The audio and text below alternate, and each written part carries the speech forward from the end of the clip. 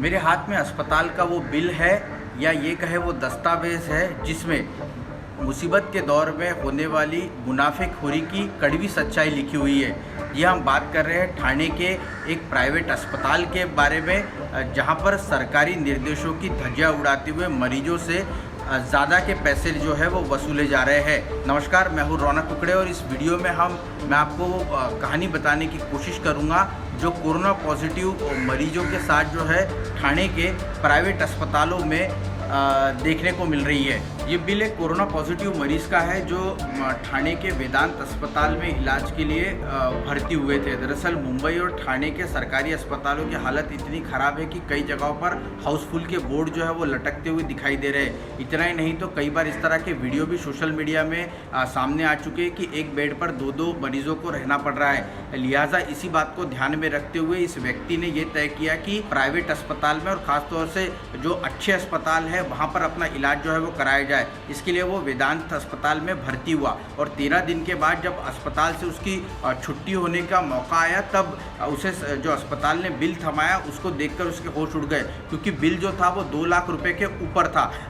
Insurance होने की वजह से 1 लाख तक का पैसा जो है वो इंश्योरेंस कंपनी की ओर से इस मरीज के इससे अस्पताल को दिया गया, जबकि 1 लाख रुपए का पैसा जो है वो मरीज को अपने जेब से देना पड़ा। मुख्य तौर पर जब मरीज ने गौर से इस बिल को देखा तो उसे ये पता चला कि जिस तरह की बात बिल में लिखी हुई है उसमें साफ तौर पर कहा गया है कि आइसोलेशन बेड्स के नाम पर 6,000 रुपये जो है वो उसे चार्ज किए, यानी 13 दिन के 78,000 रुपये उस मरीज की तरफ से अस्पताल ने लिए हैं। लेकिन जब उसने सरकारी आदेश को देखा तो ट्विंस बेड जिस पर वो मरीज़ भर्ती हुआ था उस ट्विंस बेड का सरकारी रेट जो है वो 5,000 रुपये है। यानी कुल मिलाकर अगर देखें तो 13 दिन के 13,000 रुपये ज़्यादा इस मरीज़ से अस्पताल ने ले लिए। और मरीज़ का ये भी दावा है कि पीपीई किट्स के पैसे जो है वो अस्पताल ने अलग से इन मरीज से जो है वो वसूल किए हुए हैं। इस मामले पर जब हमने वेदांत अस्पताल से उनकी भूमिका जानने की कोशिश की तो उनका यह कहना है कि सभी तरह की गाइडलाइंस का पालन जो है वो सरकार की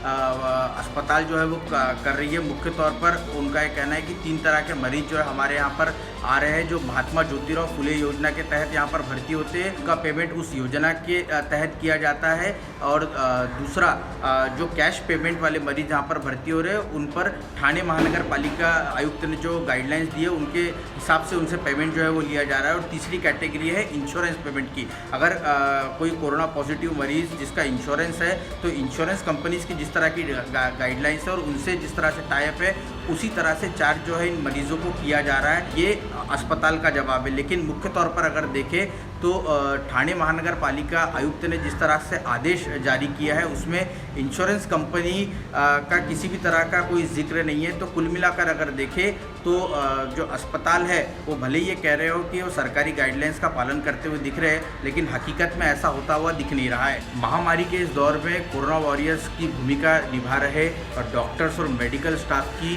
जो छवि है उसे मिट्टी में मिलाने का काम जो है कुछ इस तरह के अस्पताल जो है वो करते हुए दिख रहे हैं। मुख्य तौर पर सवाल ये भी उठ रहा है कि अगर कोई मजदूर अपने गांव की तरफ पैदल ही निकल पड़ रहा है और उसके पास पास नहीं है तो उसे पुलिस गिरफ्तार कर रही है और उस पर जो है मामले दर्ज किए जा रहे हैं। ऐसे में सवाल ये उठ रहा है कि अगर सरकारी निर्देशों की धज्जियां कुछ अस्पताल जो है वो उड़ाते हुए दिख रहे हैं तो उन पर कार्रवाई क्यों नहीं की जा रही।